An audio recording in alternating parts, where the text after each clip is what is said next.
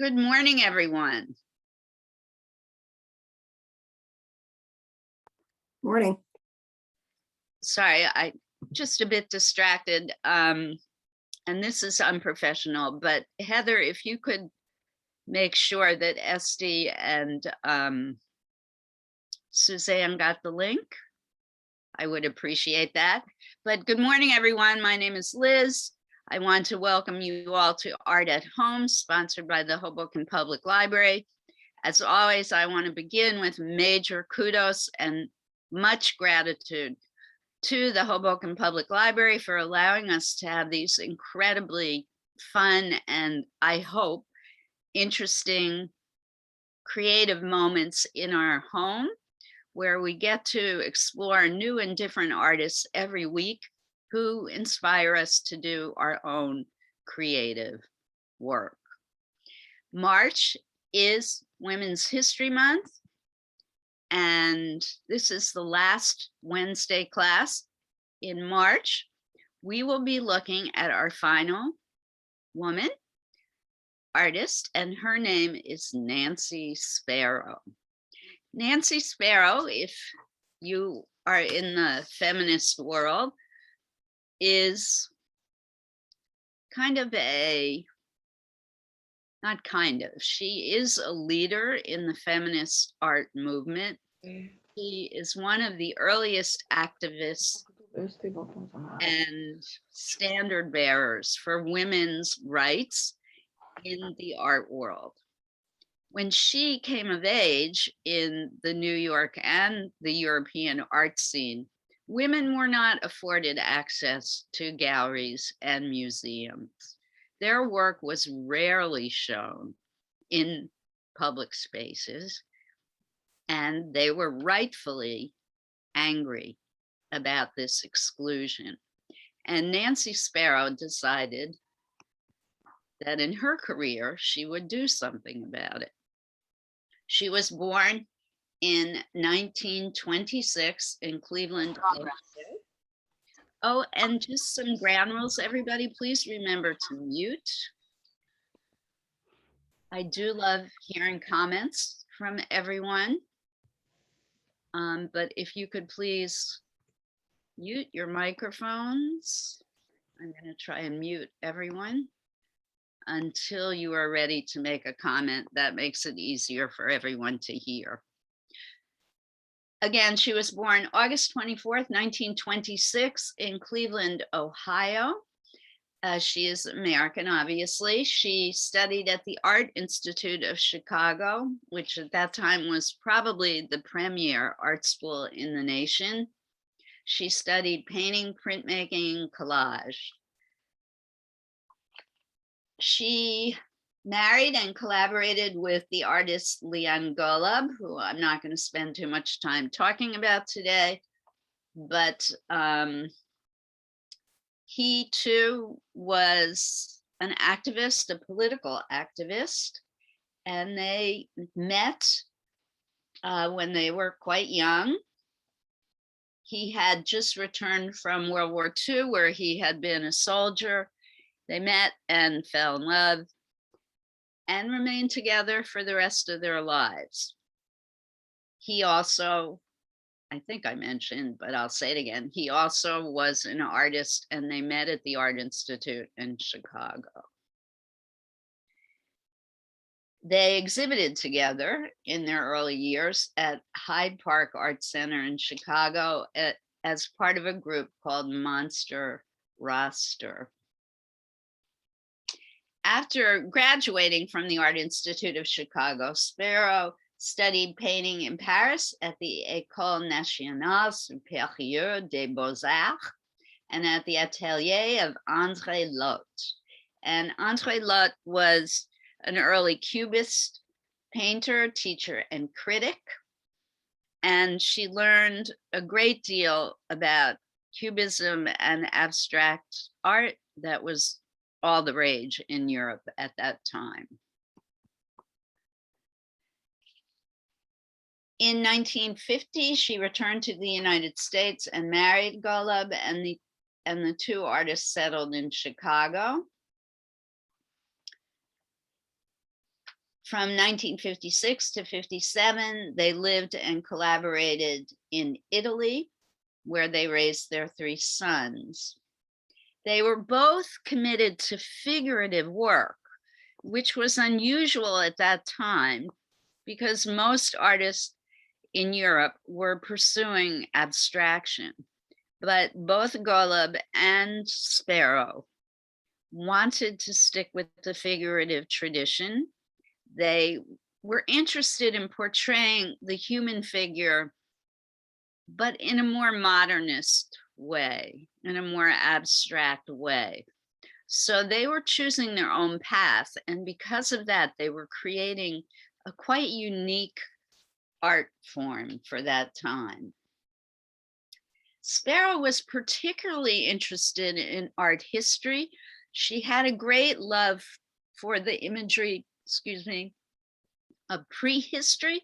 She was drawn to things like cave art, ancient Egyptian imagery, and she was also unique and unusual in that interest. And in Florence and Ischia, she became interested in Etruscan and Roman frescoes and sarcophagi. And these really highly influenced her later work. So they loved being in Europe. They found it to be a much more inclusive atmosphere. And in fact, in that period of time, they were much more accepting of female artists. So she was having a much more accepting atmosphere in which to work. So they stayed there for quite a while. They moved to Paris. They lived there from 1959 to 1964, where their 3rd son was born. And the artist had a major solo exhibition at the Galerie Breteau in 1962, again in 64, and again in 68. This is when she painted a series called Black Paintings, which showed themes of mothers and children, lovers and prostitutes, and hybrid human-animal forms. So she was starting to incorporate more of these mythological creatures that she had seen in the prehistoric and ancient art that she was growing so fond of. And also getting very engaged with showing images of women in her work. They returned to New York in 1964.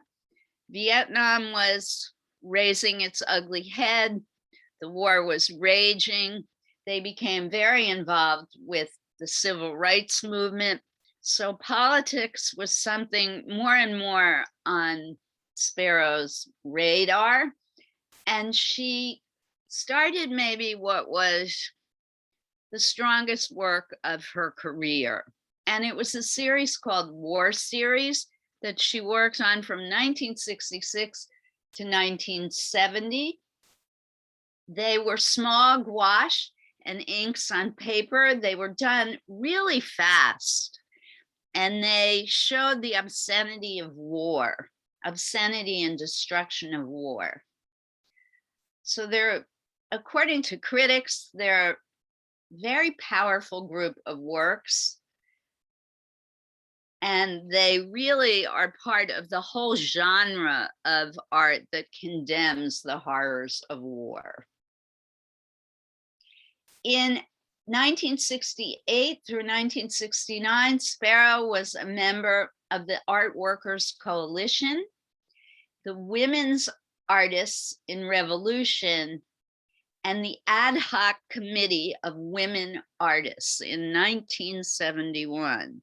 So there was a rapidly growing group of activist female artists in New York City at that time who were forming a very strong coalition of people who are fighting the whole art scene in New York City and fighting the establishment to allow more artists to show in galleries and museums. And she was a very strong leader at that time. And the ad hoc committee of women's artists evolved into probably a gallery many of you have heard of before, called AIR Gallery, which stands for Artists in Residence.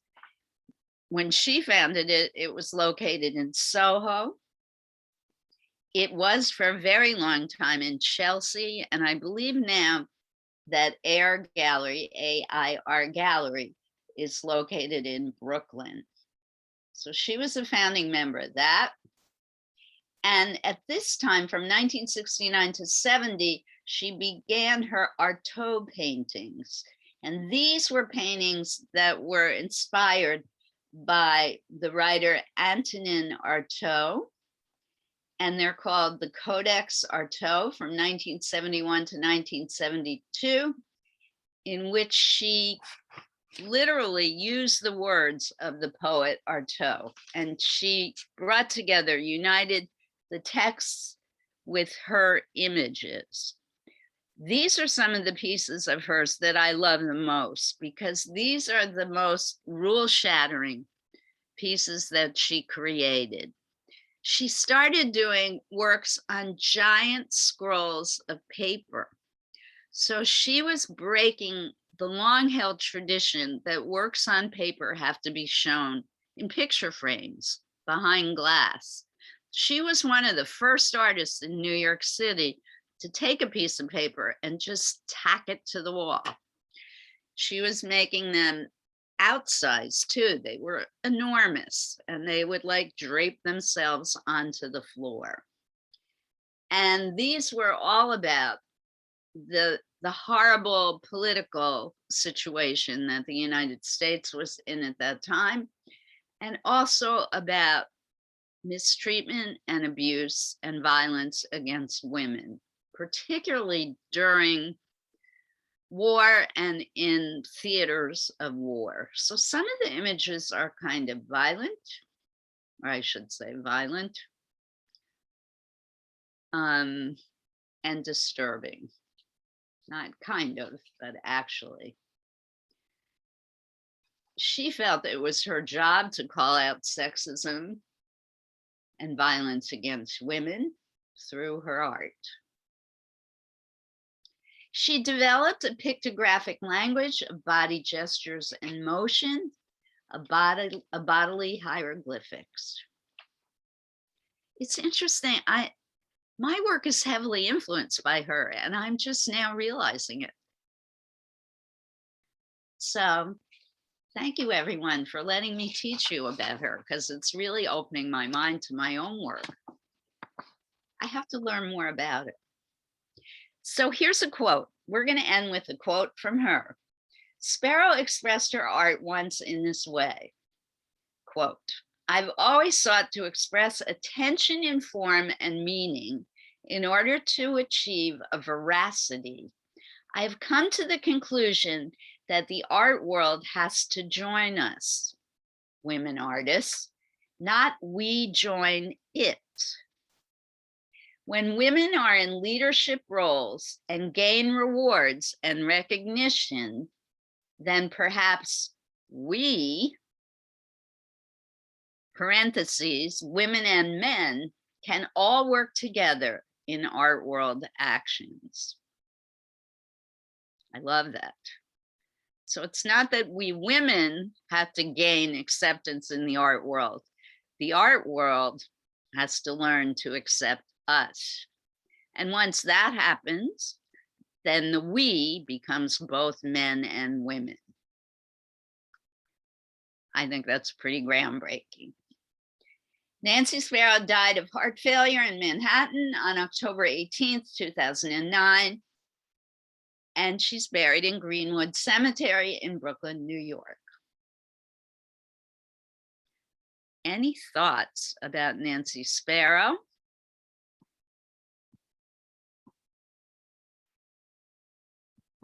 Anybody know more about her than I do? You know how I love hearing from you guys. All right, let's start looking at her work then.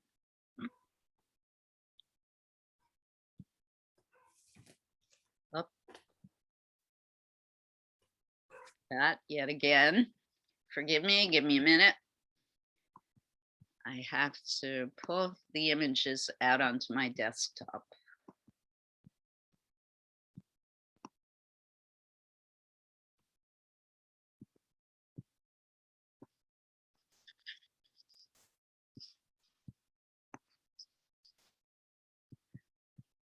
Just take me a second.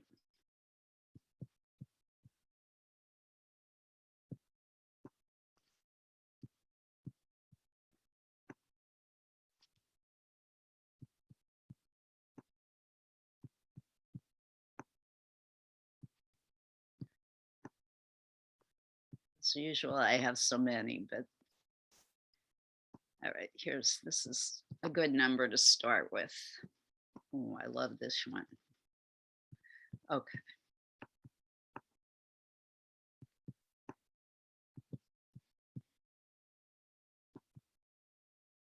I hope there are people doing research out there. Oh, wait. Okay. No. Shoot.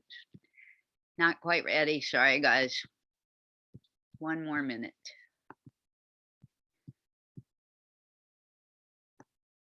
I have to open these up. Yeah, we can go. I hope there are design and research people out there who are figuring out ways to making share screen easier on Zoom. All right, here's a Nancy Sparrow. Think about the word iconography. Think about her love of prehistoric art. And give me your thoughts on this kind of imagery. This is fairly typical of her work. Definitely figurative, but very abstract. I find it to be delicate, even though the message may be troubling.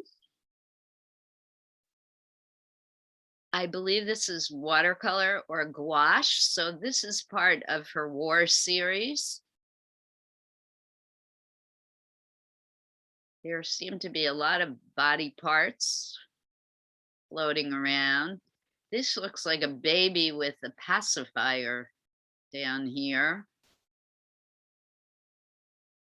This is also a baby, but this could be blood.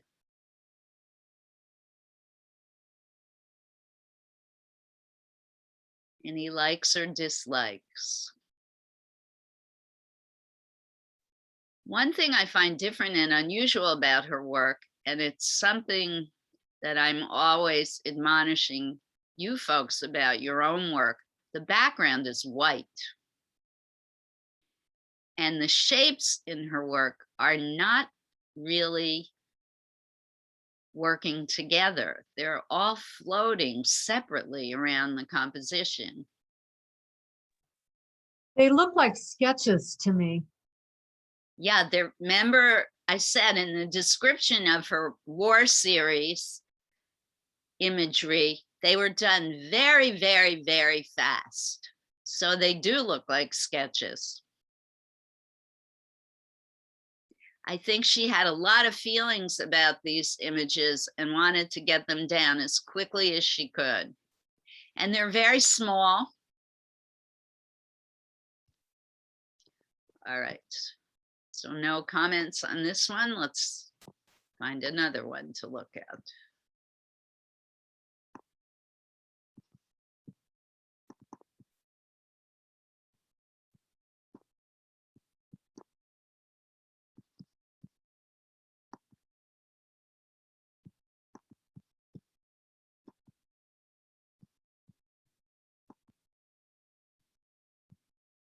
Very different in style. So this is one of her later works. You can see the influence of Etruscan an early Roman iconography in this. Love the colors. Yeah, I love the colors. I like the gesture and the movement and how the figures all interrelate. And they said that she, in this piece that I was reading to you about her, the description of her work, she had a whole hieroglyphics about gesture and movement.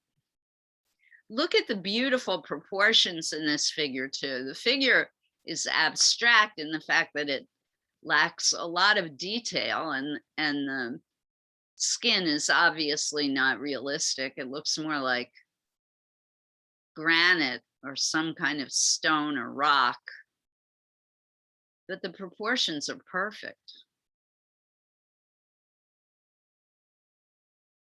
Is this watercolor or gouache as well, or something else? I'm not sure. I believe this is one of her larger works, so I'm not sure. If it's one of her larger scroll pieces, watercolor or gouache would be difficult to use, so I'm not sure. If someone's in the mood to try and find this and learn more about it, because that is a good question, Suzanne. It almost looks like silk screen. Huh? Could be. Could be. I love how the more prehistoric figures are overlapping these reddish. They're kind of transparent, almost as if they were made of water. And they're flowing on top of each other. Really like that.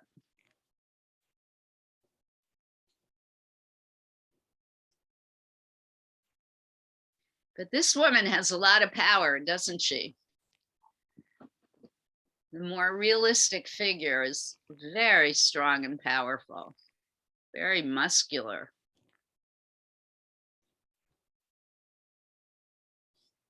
All right, let's look at a few more.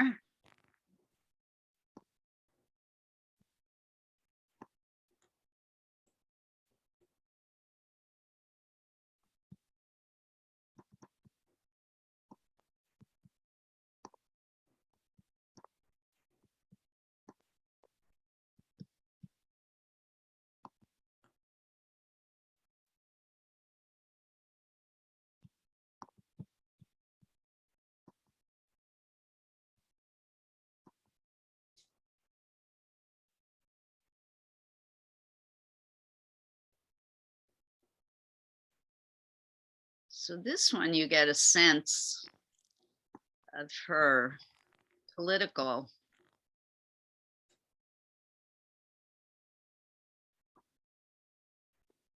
concerns.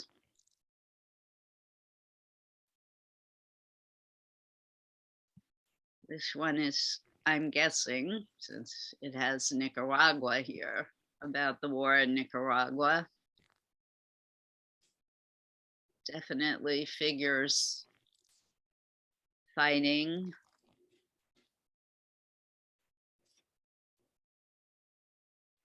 Loving the way she created this textural effect here that makes the figure look as if it's fleeing, dissolving as it runs away. It's a beautiful effect here. Blurring into the lettering, which is also very textured.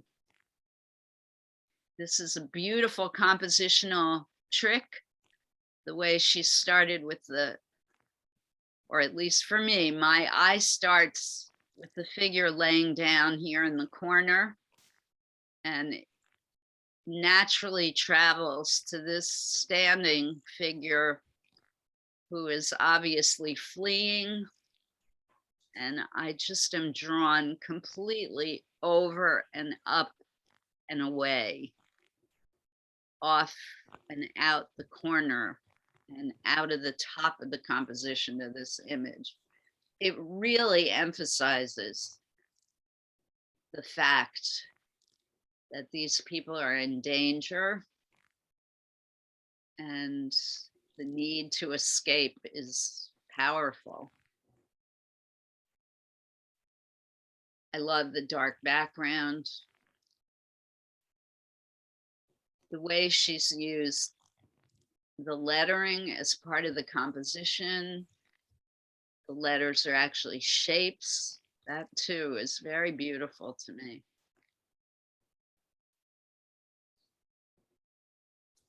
Some really nice negative spaces between the legs here and underneath the fallen figure. Beautiful negative shapes. She's made some very, very controlled, well thought out decisions about the composition of this piece.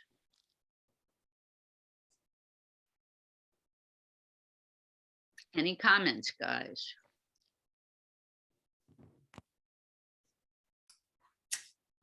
Well, I find this work really challenging. Because If I had to say what I think she is thinking, I would describe her as fiercely independent and willing to say what she thinks needs to be said, and unconcerned with either aesthetics or approval, only interested in expression, pure expression. I would tend to agree. And I think given her the time in which she lived, she was beyond brave, just, you know, to have done this before all the movements and all the, you know, all the so-called freedom of expression that we live in now, you know, it's pretty impressive. She But I definitely, don't pretend to understand it. I'm sorry? she definitely opened up doors for a Yeah. lot of other artists to walk through. So yeah, I would agree. She was courageous. Just my one last comment, the fact that these people are wearing striped clothing also has a message. Concentration camp, prisoners. I think that's pretty powerful too. As well as a great compositional device. Yeah. All right, let's, I think maybe one more picture. Let's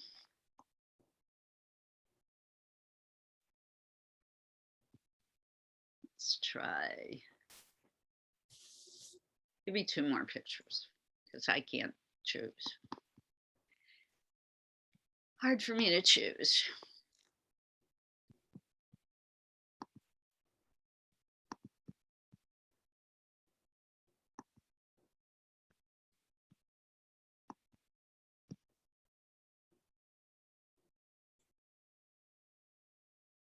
So this was definitely inspired by Vietnam.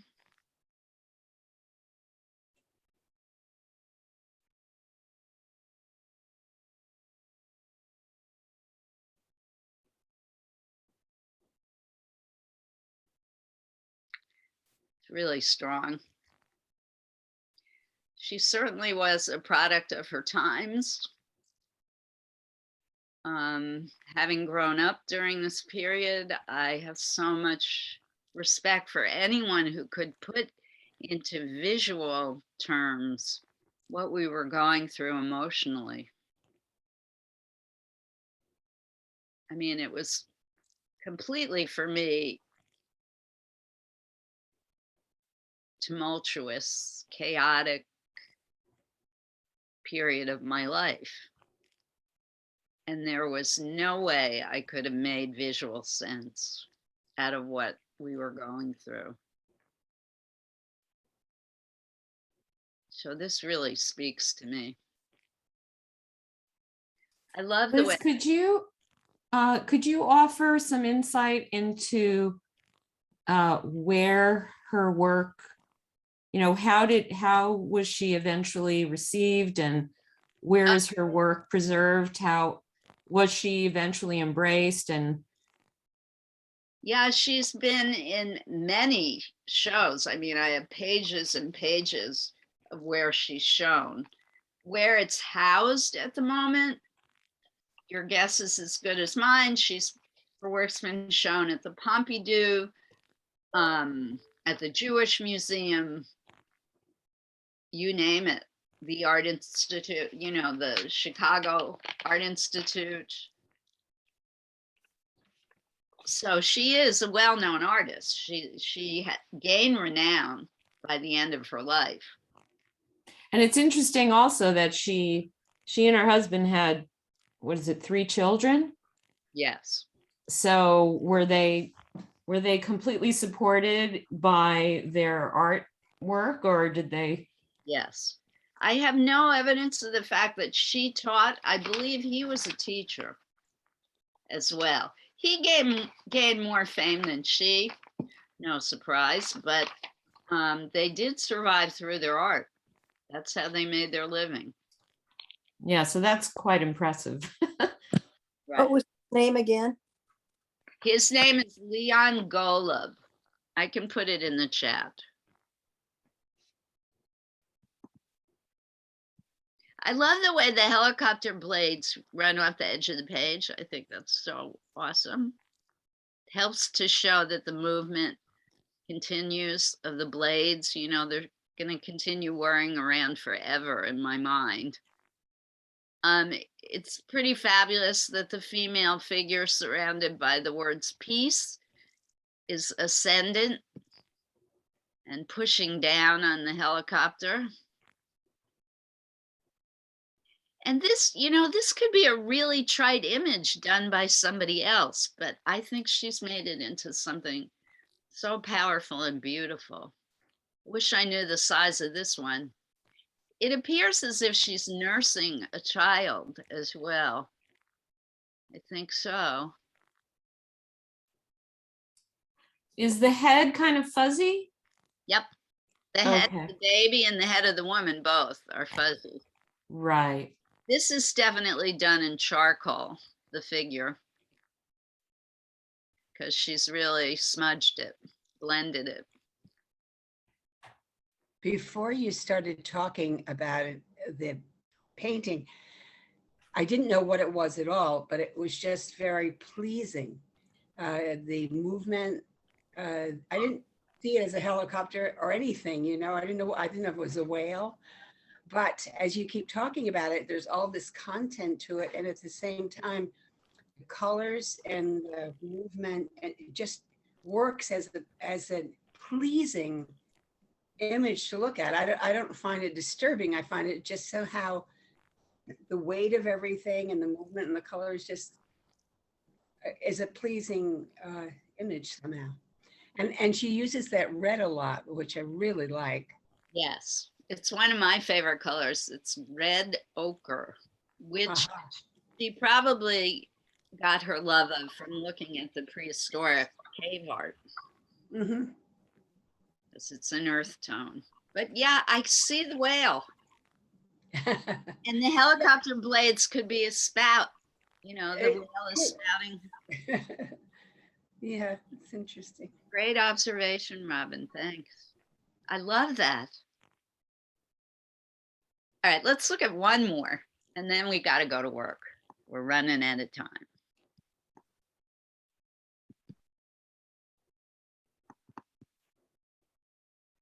She was incredibly prolific. She did, in that war series, thousands of drawings, I believe.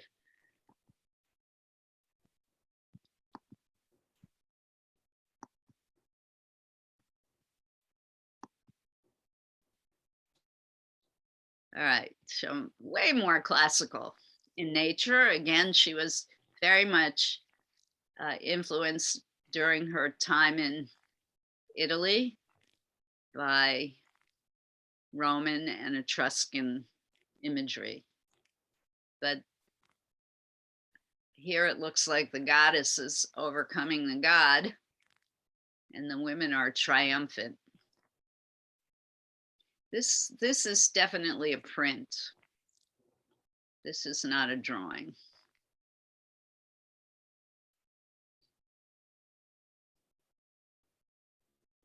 But very figurative again. Figurative, but in a modern interpretation.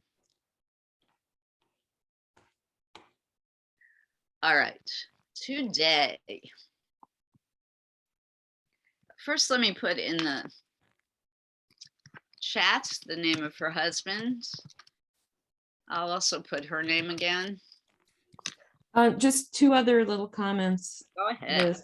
So I just danced around on the web, and the prior piece that you'd shown with the one figure, defined figure in the front, and then the others kind of jumping off up, they were that was called Unbound. Okay. And the other observation, I don't know why, but the wispiness of her, a lot of her expression makes me think of Chagall. Yeah, there is that kind of Chagall feel to her work. Awesome. Yeah, it's kind of a direction and a, like I said, wispiness. Yep. The floating quality. All right, I'm going to share the screen for a moment. I want to show you something that will help you today in our work. I want you all to think figurative today. And, oh, I don't know why I did that. I shared the screen and then I immediately stopped the share. Where is my head at? So this is going to look familiar. Just a quick reminder that you can use head lengths in your figurative work if you are married to making sure you keep to proportions. The average human figure is 8 head lengths long. Maybe some of you still have the handouts that I gave to you a million years ago when we were meeting in person. You might want to fetch them because they're really helpful. So some things to really remember though, the length of arms. Notice that the tips of the fingers are halfway between the waist and the knees. Arms are quite long. From the bottom of the neck to the bottom or the top of the legs, forgive me. So the whole torso region is as long as the length of the leg. Legs are also long. So those are things to think about and be aware of. Don't forget that we have a neck. Also that parts of the body are joined by joints and cartilage. So don't forget to indicate where those exist: knees, ankles, wrist, elbows. And then the width at the shoulders is quite wide, even in the female figure. So 1, 2, 3 head lengths across. Horizontal 1, vertical 1, horizontal again. Any questions? I don't think we have any new students today, right? I'm going to share one final picture and then I'm going to give you our assignment for today. Give me one moment. Liz? Yes, One other little interjection. So always welcome. I just found that Nancy Sparrow apparently created the diva in the subway, the one at the Met when you step off the subway. I did not know that, but I'm not surprised. That does. Wow. I mean, it's just so, elegant and so different from some of her other work. I just thought it was pretty interesting. That's really helpful. Can you put that in the text? Oh, no, you I can't. did. Oh, you I did. did. Okay. So, sorry, I thought that I had everybody look at what Jane put in the chat box. For some reason, the other image I wanted to share with you is not on my desktop, so I'm getting it really quickly. I thought I had put it there, but it's disappeared. Oh, it's disappeared into the ether. It's completely gone. Darn it. I wanted to show you all an image of the great dancer Misty Copeland. Perhaps you can find a picture of her on your own. Not sure what happened. I have a whole folder of pictures of her and I thought I'd put it on my desktop. Seems to have disappeared. Yikes.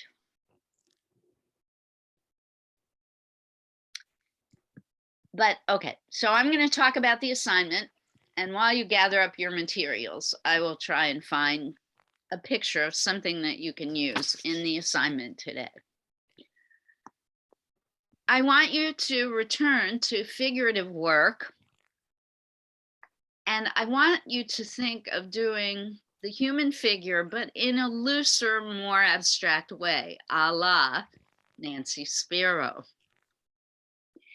And I want you to try and combine your work with a word, as in the image, the piece image that you just saw. Any word that you can think of. Does it have to be heavy and freighted with meaning? No. It could be any word. It could be spring or flower or candy but somehow I want the letters of the word to relate to the image of the figure that you're going to compose. Whether it's the shapes of the letters are going to work with the figure, you're going to separate the letters and have them work with the outline of the figure in some way, or they're going to fit inside the figure, or the word itself is going to be the focal point of your composition, and you're going to have figures working around the word.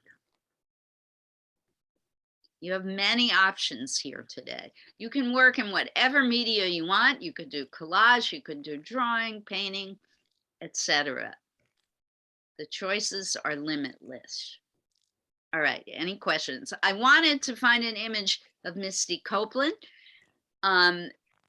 because I think it's always preferable to work from a picture of the human figure when you're trying to do life drawing, either a picture or an actual model. If you're lucky enough to have someone at home with you who will pose for you, either of those would be great. And I always choose Misty because she has a phenomenal body, I think.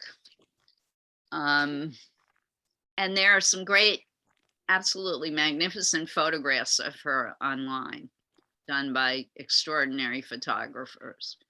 Any picture of a person in motion will do. You can even go look at old magazines and probably find some wonderful pictures to work from. You could also go in a political direction if you are affected by current events, which I know many of you are at the moment, and you want to get out your feelings about what's going on, then looking through something like Time Magazine or the New York Times might be a valuable thing for you to do today, to look for imagery to help you with your artwork today. So take a few moments to gather up all the supplies that you'll need.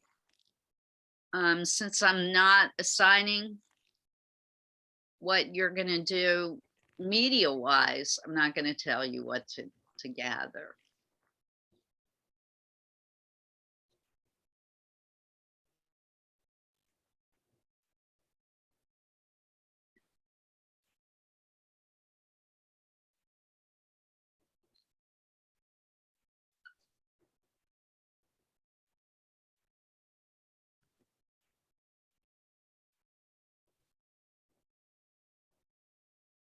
No questions? We're good to go.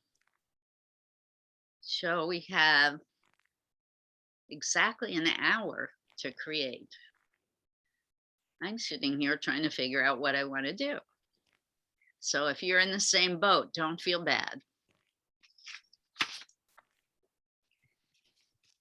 I'm gonna skim through these old magazines. For a little inspiration.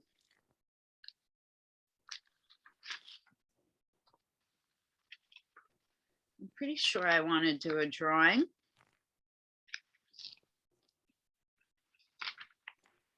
If you're really stuck on ideas and you want to watch me, as always, that's fine. I prefer that you don't watch me.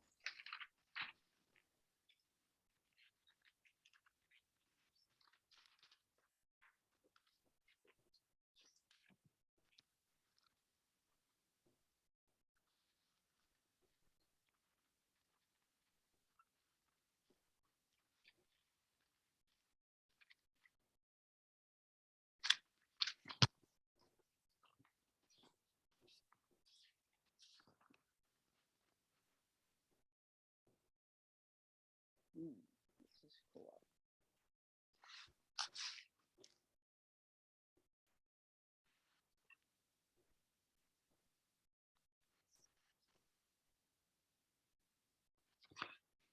There in the New York Times men's fashion magazine from a few weeks back, there are some terrific images of people in motion. So if you still have yours, that's a suggestion as a good source for ideas. Really loving this picture.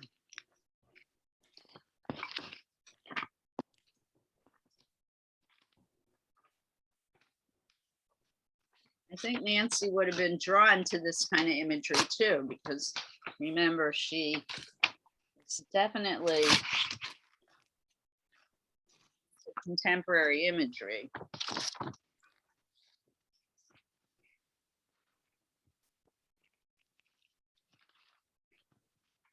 Just love that men are wearing, look at this man's wearing stilettos. They should have the joy.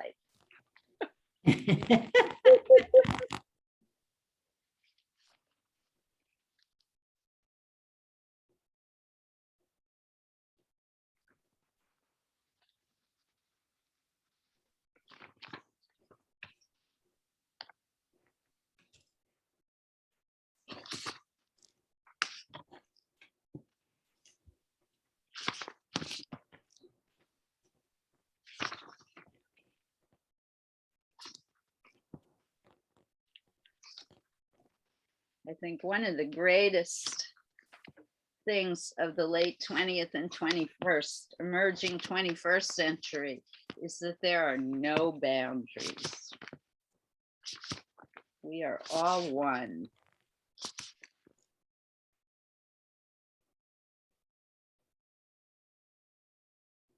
Collage is a perfectly acceptable way to go in this project too. So those of you who are collage people, have at it.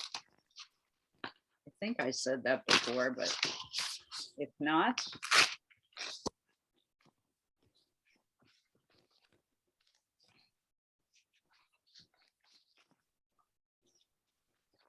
collage is great. So I'm tearing pictures out that I may or may not use. Inspiration.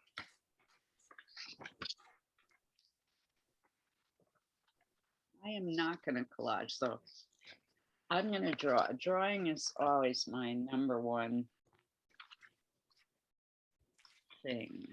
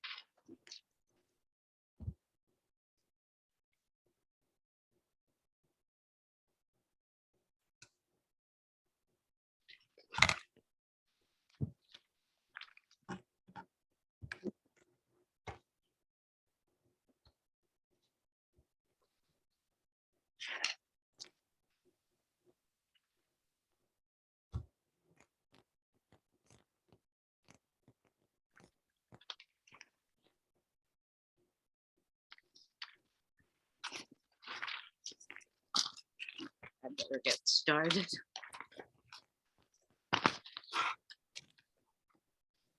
Find myself reading articles, not good. So here we go. I'm going to start first in pencil.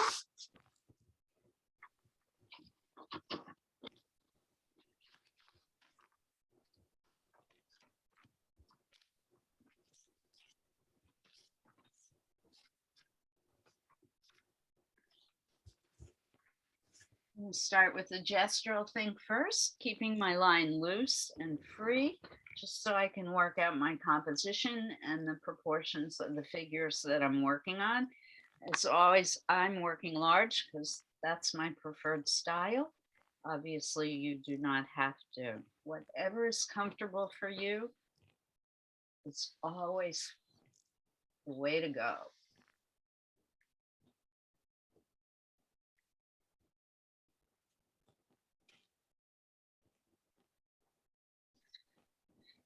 There's this, I believe, erroneous belief that it's not truly art unless it's difficult to create.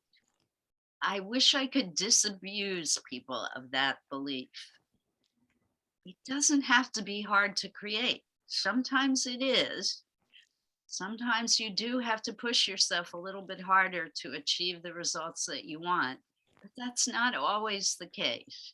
You can create something incredibly beautiful by doing something that flows easily through your hand, and that's still art. So try and find a place of comfort in your work today and see what evolves.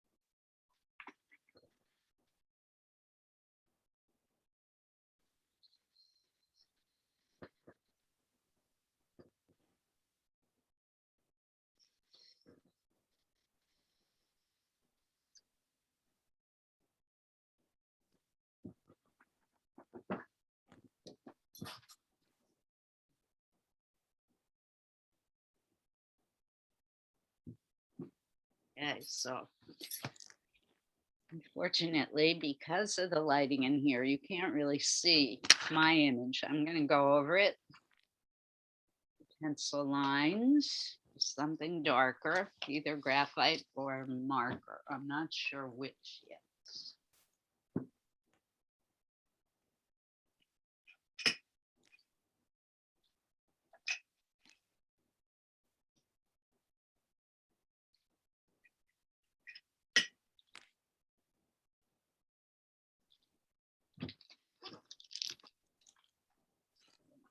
Graphite, I have to sharpen, so you'll hear a grinding sound.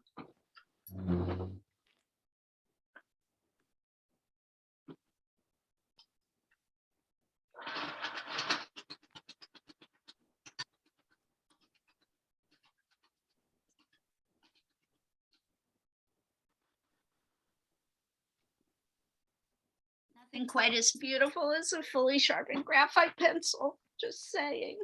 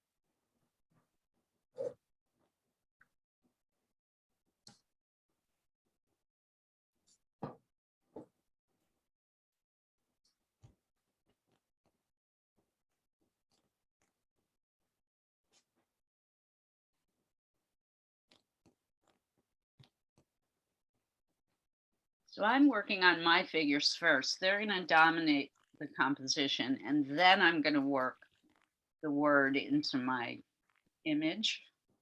I know what the word's going to be, but I'm not sure where it's going to go. But I knew when I started that the figures would be the most important part. That's why I'm leaving the word till the end.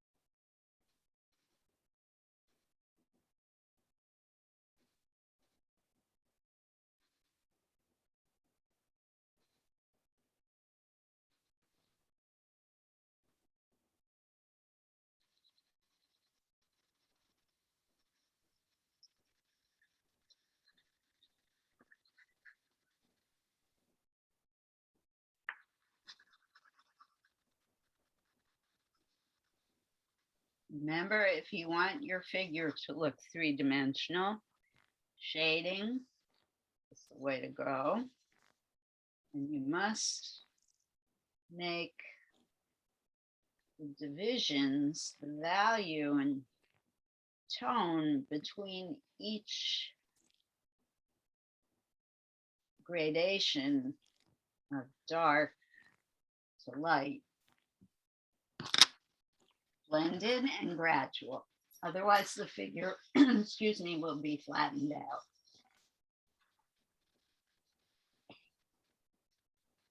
And that's why, I don't know if you're watching me, but I've been using a paper towel to literally mold my figure on the page and make it look three-dimensional. And it is starting to emerge.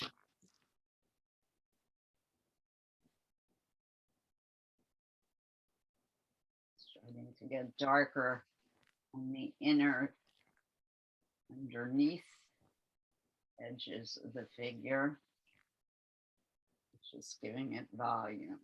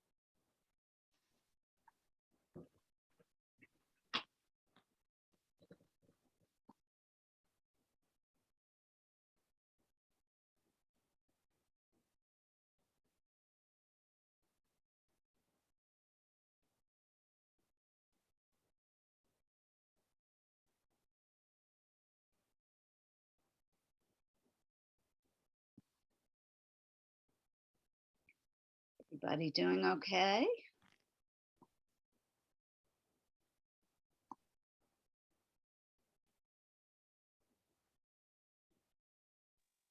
Yes. Oh, okay. I'm seeing Nessie. Are you someone new to our class? Or have you been in class before? If you're new, welcome. And I'm sorry I didn't realize earlier. Hey Liz, it's Vanessa. I just am on my phone. Sorry. Okay.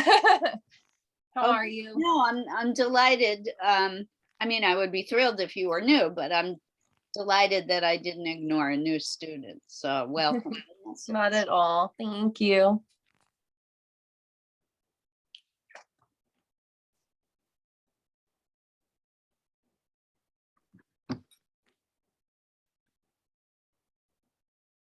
Nobody's having problems, all right?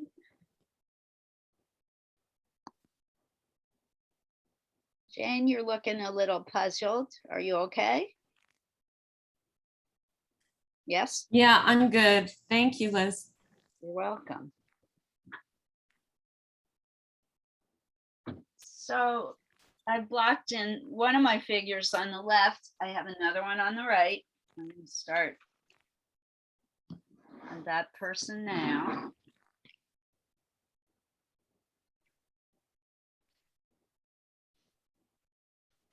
I draw very large and they are not fitting on the page. This is the person's head running completely off the upper right-hand corner.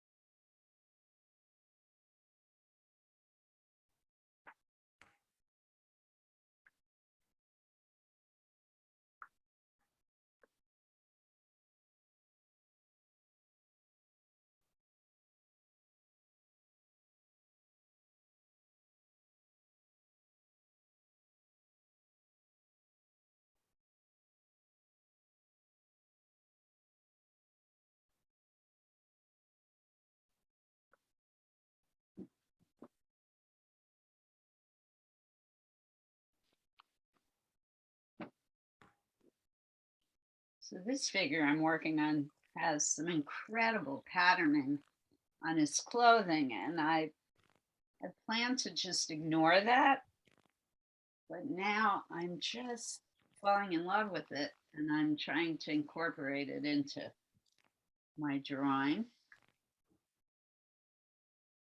I just love when those moments happen in the creative process. When you think you're going one way, and then all of a sudden, your mind goes in a completely different direction. I just find that so exciting. I hope you do too.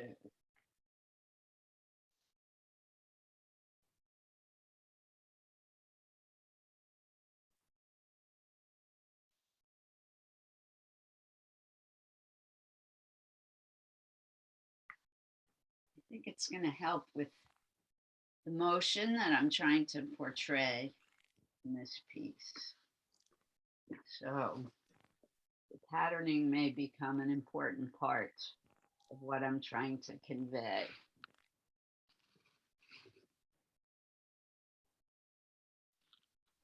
So initially rejected, now I think it might be a big deal.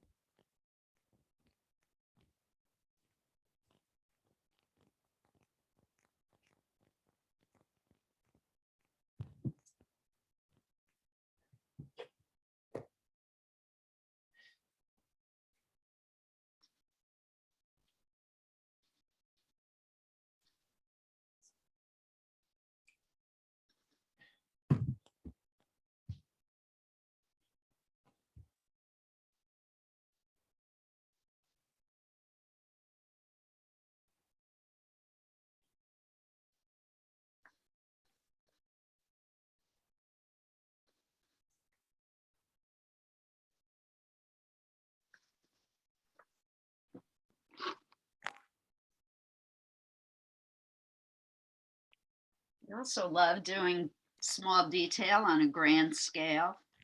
I don't know why, I find it relaxing. So to add patterning to such a large scale drawing, to me, is exciting.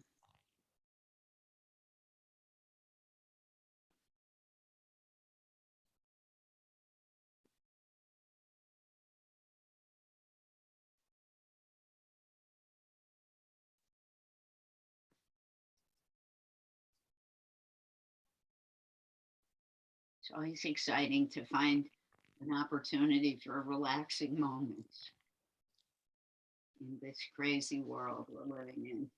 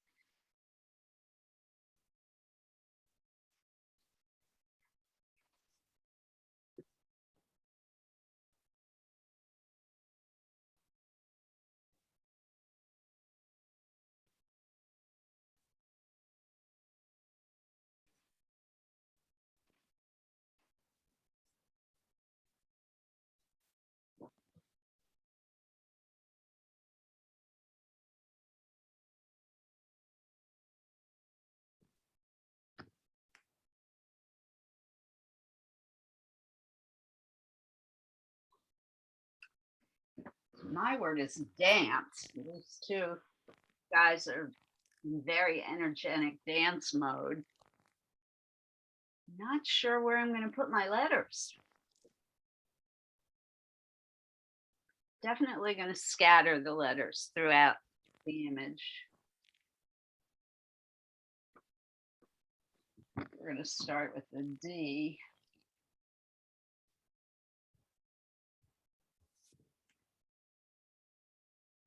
Down here.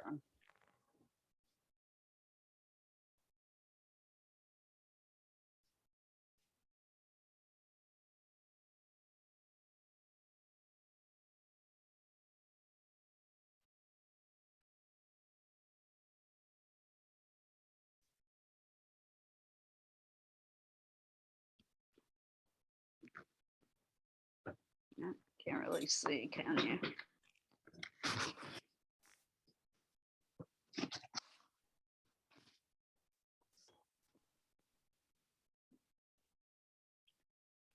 Glare from my window.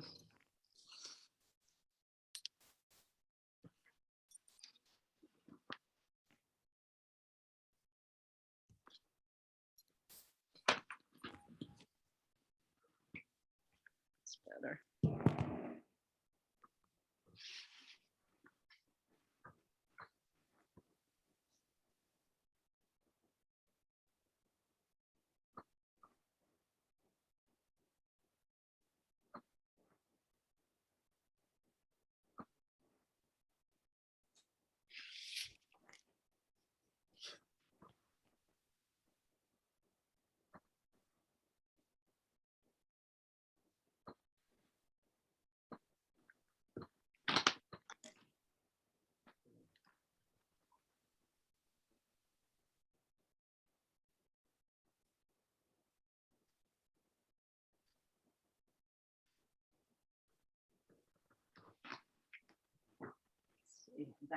Yeah,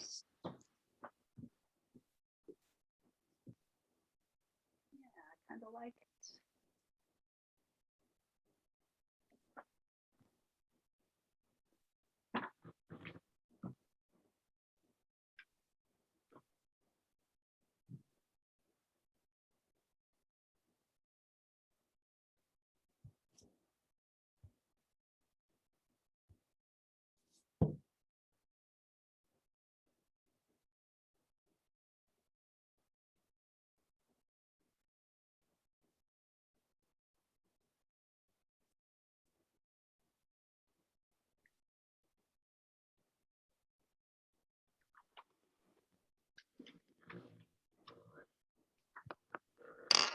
Right. Look at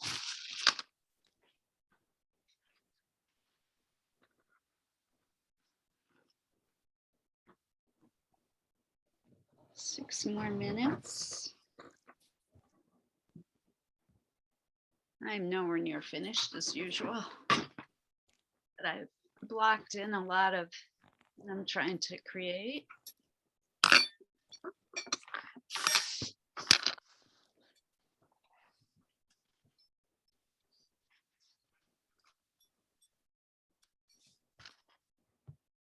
To show a lot of movement.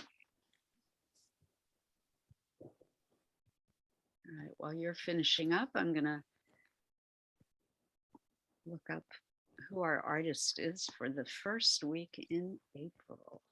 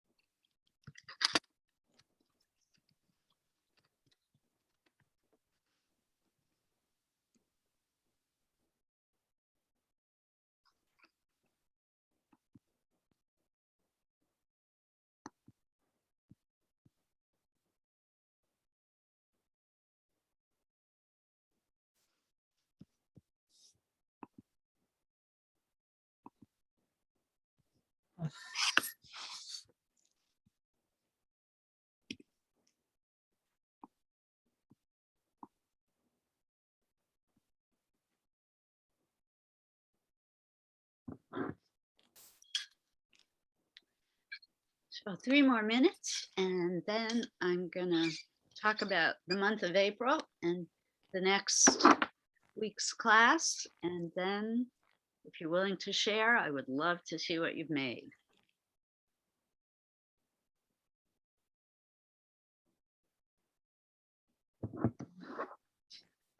Always my favorite part of the class.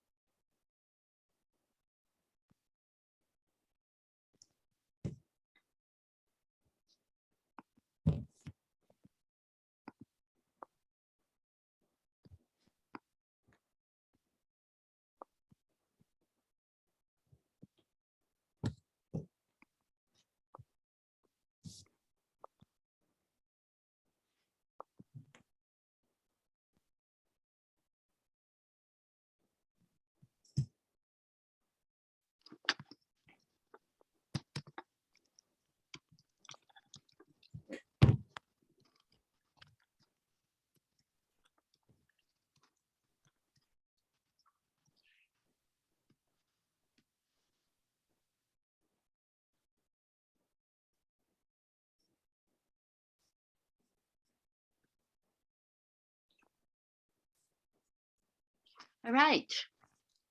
So, hating to interrupt your creative flow, but very quickly, April, as I mentioned, is National Poetry Month. And the first artist we will celebrate is in your chat box. His name is John William Waterhouse. We will be looking at his painting, The Lady of Shalat, and it is inspired by the poetry of Alfred Lord Tennyson. So look forward to that one with you. Very classical romantic painting. It'll be quite the departure from what we've been looking at recently. All right. I will, as always, be sending out an email describing in more detail what we'll be doing next week. See, many of you are deeply working, but Susan, you are first on my list today. Would you like to share? Okay. Sure. Unfinished. I don't know if you could, oh, okay. Unfinished. My word is stretch. Something I don't do enough of. And I decided to do drawing and collage. Mixed media. Yeah. I would also love to see the word stretch repeated and literally stretched out from her waist all the way up to her wrist along her arm on the inside. Okay. Even perhaps with dashes in between each letter to make it even longer. Really, play on the pun, the visual pun. Excellent, excellent composition. Thank you. Can't wait to see it finished. Neither can I. Are you not enjoying? Oh, I am enjoying. It was a difficult, I started late because I couldn't figure out what to do. You and me both. Yeah. All right, Thank Pat, would you like to share? Thank you, Susan. I was working on something nutcracker, but it's very messy. Yeah, your dance. Is your daughter in the Nutcracker this year? Yeah, her studio is doing something like that for the spring performance. So. Awesome. Awesome. Beautiful colors. This is watercolor, Pat? I use watercolor, but mostly because it's so small, I draw with, this water, what do you call it, brush marker. Nice. Why not? Mhm. Nice. The lettering is particularly beautiful. Awesome. France May. Oh, lots of text. Yeah, so I wrote 2 songs from Foo Fighters because the drummer died this weekend. Who is the group? The band Foo Fighters. Oh, right. He did die. Yeah. And then I am still kind of mourning. Wow. So when I started to talk about word, I thought about to live. And then just gave me the urge to write the songs. So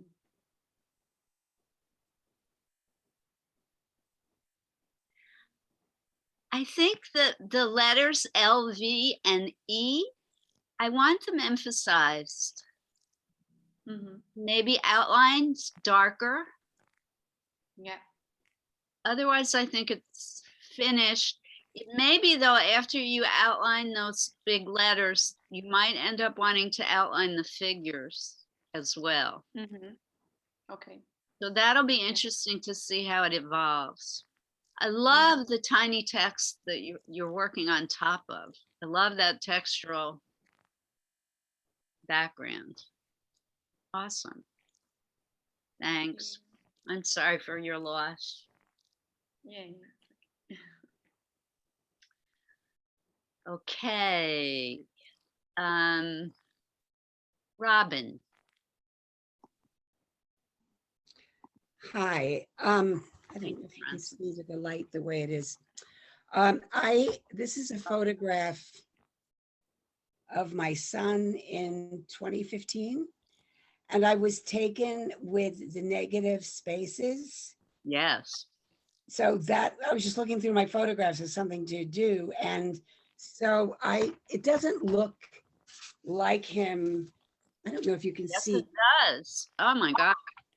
But I went with drawing with the negative spaces because that gave me the form, other than, putting the eyes and the ear where it was supposed to be. This So is terrific drawing, Robin. Terrific. Sorry? Terrific drawing. Oh, thank you. Thank you. Well, if not for this class, I would never sit down and do that drawing. And that's what I love about this class, because I always sit here for an hour and do something that I wouldn't normally do. And I learn and I use things that you've taught us. So thank you. Bravo. I would make it even darker. And I love the angular quality of your line work. It's very strong and intense and powerful drawing. Well done. Thank you. Suzanne. I'm still working on it. I go very slowly, as you know. I had one of these figures, and so I used that to start me off. Humor me. Can you turn it vertically, please? Vertically? That way. Yeah. Awesome. But it was not done that way, right? No, It was done the other way. I invite you to turn it lots of different directions. Okay, all right. So I'm still working on proportions and all that stuff. Proportions look very accurate. They are accurate? I believe so. Oh, good. Okay, thank you. The hands may be a teeny bit small. Okay. Remember, the hand covers the entire face. So the fingers are perhaps a little longer. It's hard for me to see because your lines are still a little bit pale. Yeah, they are. Yeah. Okay. I'll look at that. Good. I liked it. Awesome. Heather.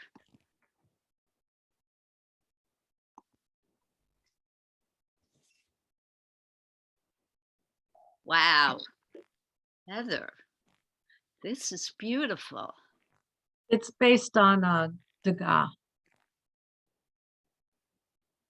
I love that your word is work. Very feminist. Woohoo! There's a female sign above the O. I don't know if you can see it. Women's work. Yes. I love this. Colors are gorgeous. The composition's great. I love everything about this. And it gets done. I love the way you emphasized her white skirt or apron. I guess it's an apron. Yeah. Love it. Well done. Thank you. Welcome. SD.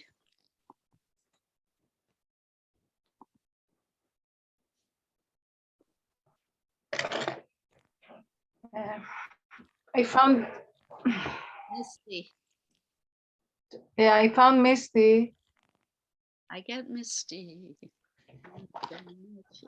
I found it. I mean, we did that. So I fingerprinted this. I don't like it. I added two figures.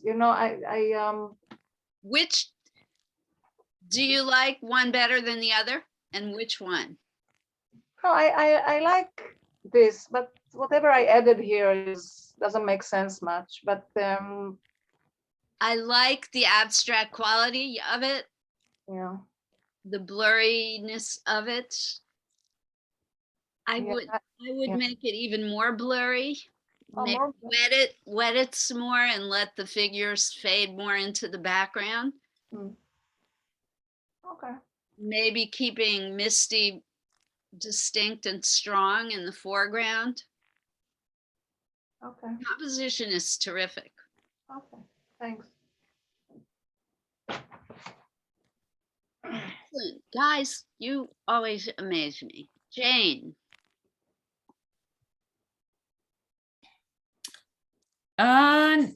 Nothing to share today, but I just want to say how inspired I am when I get to spend this time and see everyone's creations. I'm beginning to take a little bit of time outside of our formal classes, which, you know, for me is a bit of a triumph. So thank you. And I'm loving your crocheted, is it a poncho sweater?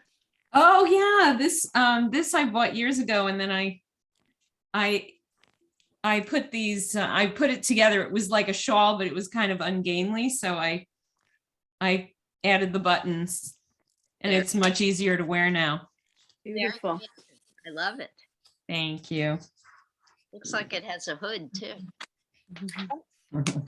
It seems we've lost a few people. Wow, wow, wow. So that brings us almost to the end. One thing I love about Poetry Month that I want to invite you all to do, which we've never done before, I don't think. I want to invite you to bring a poem of your choice to each class. Because I don't know about you folks, but I crazy love poetry. Short poem.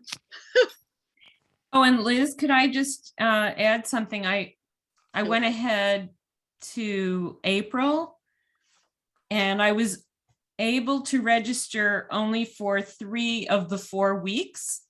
The second week, there's a problem. So Laura. We are aware of that. A conversation started in the chat box. Okay, thank you. And Laura is working on that. So thank you very much. Super, thanks. It is a tech problem. We're not sure. Yeah.